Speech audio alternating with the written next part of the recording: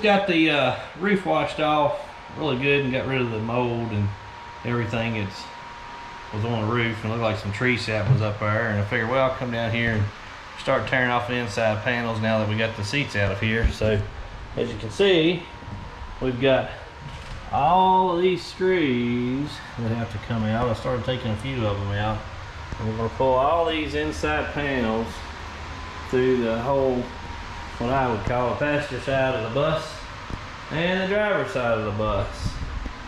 And then later on, there's a strobe light up here, around here in the roof, and I'm going to have to pull some of these panels out here and all these screws. These are Phillips.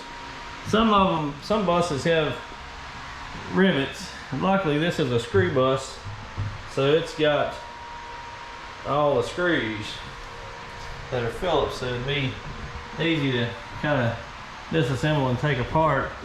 We're also going to take out all this track that goes down through here, which I'm thinking it's probably got electrical run through it for the lights going to the back of the bus and different things. And then we also, when we were looking at the bus, we discovered we've got these heaters in here. So we've got one heater that runs through the bus, and it looks like it has this channel down here. Looks like it's some sort of a ductwork, and we've got some vents up here near the front, but it's nothing over here. So I guess, you know, if you was on this side of the bus, you'd be cold. This side of the bus, you might stay a little bit warm during winter time. But so this is some more work I'm getting into today, and let's see if I can get these panels off. The biggest part of these panels. I don't have too long to work today. We got some stuff going on this evening, so I just came out and see what I could get knocked out today, and hopefully I can get the rest of these panels off and make some progress on doing some sort of a layout and kind of get an idea of where things are going to have to go back. But I'll catch y'all later. Well, we knew we were going to have some issues with stuff, and we were going to come across quote-unquote problems. But our first really problem that I have seen, I really didn't want to take the windows out. We went around with a water hose, we shut all the windows up, and we sprayed water on them and continuously for a little while, and made sure we didn't have any leaks.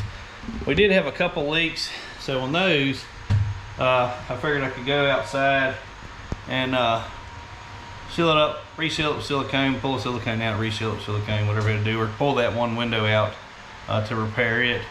But so now the issue that I'm having is in this channel right here between the bottom of the window and then these panels, they actually, the windows are sitting on top of them. So I've got two options that I see. I can either pull the windows out, reseal them all, that way I know they're completely waterproof and sealed up to the best of my abilities, or I can take my grinder with a cutting wheel and come along and cut this whole top edge of this. Now it's not going to have to be exactly pretty, because we're going to end up trimming it out, having some walls, and you know, we're going to have to put insulation in here. They've got a little bit of insulation, but it's not really the greatest. I mean, there's really not much there, and you got gaps, so we want to fill all that in and seal it up as good as what we can get it sealed up, to try to make it warmer or cooler, whichever the season, to hold our heat and our air. So you can see I hadn't got really far. I pulled off that one end panel, which, you know, obviously it wasn't being interfered with the window, but the rest of these look like they are. And I went on and started pulling off some of this channel just to start making some kind of headway on something. So I started pulling this top channel off, and on this side there's nothing in behind it, no electrical or anything, so that's good. But I can get rid of this little bump out on here. As you can see, you know, this is kind of an obstruction. If you want to put anything, it's just in the way. You don't really need it in here. If anything is behind this one, yeah, I could, if I had to, I could drill through this channel and reroute the wires, you know, through these channels. But What's probably going to end up happening is I'm going to end up having to rewire some stuff anyway, and I'm going to furley walls out and get a little bit better insulation value on the inside. And we were kind of wanting a ledge along the windows in some places. Of course, we're going to have bunks in here. We're going to end up putting the at least a full size, if not a queen size bed towards the back with the water tanks underneath, which we'll get all to that later. But I'm just kind of doing some exploratory work right now, checking out what I got going on and what I'm gonna have to do to fix it, and get my brain going on what process and steps that things need to be done. But thank y'all, and keep watching, and I'll keep posting and keep y'all up to date. In taking out some of these screws, I had to actually grind two sides of the head of the screw flat in order to get a pair of channel locks on it and back them out.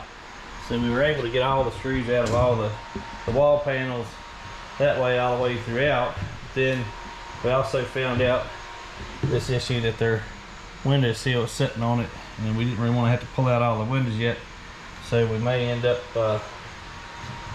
coming back in here and cutting this along here to get those out the rest of the way.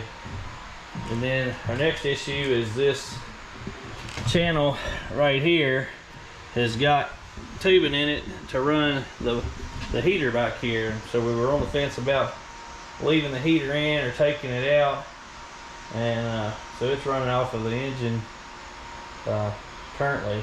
We were kind of wanting to leave it so if we were going up the road we would have another heating system. So not sure what we're going to do with that yet. We can research something and come up with a different plan for heat while we're running up the road. Then we might do that. But so we got into the issue of the floor. We were wanting to leave the rubber floor intact without having to pull it up, but in checking to see if it was any surface rust down in here, we did find some, and luckily this pulls up fairly easy, but there is a lot of surface rust down in here, and I think we need to go on and take care of that from moisture just sitting in it. We don't want it to get any worse. So we're going to end up putting some core seal or some rust inhibitor on that, and I guess we'll have to put that on it and repaint the floor to remedy the rust to get rid of that. So we're moving along, making progress. Trying to stay positive. Yeah, trying to stay positive and not getting too upset about it. I mean, we knew we were going to get into some things with the bus, and it's just one of those hurdles you got to take care of and get it knocked out. How y'all doing today? So let's talk about the rust in the floor. So I started pulling up the rubber mat that's in the floor, and it's glued pretty well in some spots. So I got a heat gun. I was trying to heat it a little bit and pull it as I went along. So it's taking a little bit of time, but here's all the rust that actually is pretty bad in places. And just want to go along, scrape and sand this down, and then get some kind of Rust-Oleum or something and put on it to rust inhibitor to get rid of the rust in all these different places. You can see where the rust had actually bonded onto the back of the rubber mat. So went along, we got the rest of this heater out and pulled it off of the wall over here, and trying to figure out whether or not we're going to reuse it, maybe relocate it somewhere where it doesn't have to go all the way up through the whole length of the bus. Be nice to be able to cut that thing off kind of short and just run it, you know, up here about a third of the way from the front. If we could configure it into the dinette or the kitchen or something, but not really got to that point yet, figuring out where we're going to lay everything out yet. But here's the big issue right now, just trying to get this rubber mat pulled up. Be nice if you had some way to really grip that thing. It's a little slick, so it's like it wants to slide out of your hands as you're trying to pull it. So, but just wanted to let y'all know some of the issues we were running into with this, and some of the things you might see with your own bus. And definitely, you know, like I said, we were debating on pulling the rubber mat out. A lot of people said, yeah, you need to go on and pull it out, and now we understand really why, you know.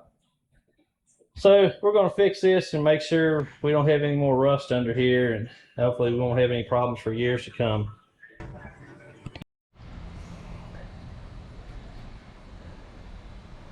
Got all the rubber out of the floor, which took some time. We ended up cutting it into strips, so basically cut it lengthwise in half, and then had my wife with the heat gun heating it up. A little bit of the glue just did not want to release, so as she was heating it up, I kind of pulled it apart, and it took a little bit of time trying to get around these wheel wells and stuff, and there's extra black caulking along this edge and kind of caught it, but you can see the floor has got some surface rust on it.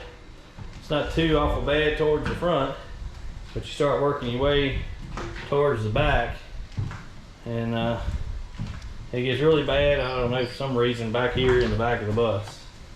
And so this is where the fuel filler neck comes in, and it's a little bit of rust around that. We're going to have to sand and grind that out of there. But then in here in the back of the bus, you can see I kind of scraped some of it up with a flat bar. And it's just flaking off pretty bad. And then in the door seal here, it's coming off pretty bad. So we're gonna have to get in here and clean all this out, sand it down, and put some core seal on it. I'll probably go in and recaulk all these edges back, just to keep it more watertight and airtight. And I'm also going to have to go on the outside of the bus, and I'm going to go on the outside. And we've got your rub rails out there, and we noticed when we were spraying with the water hose, some of the water was trying to come in behind the rub rail, so we may end up having to pull those rub rails off and re-silicone or use some butyl tape behind those and then screw them back on. But we're going to pull these inside panels off, all in here, all of these. And I'm going to have to go along the window, like I said earlier, and cut along the, I guess, the bottom of the window. I really want to pull the windows out, but we may end up having to do something with it.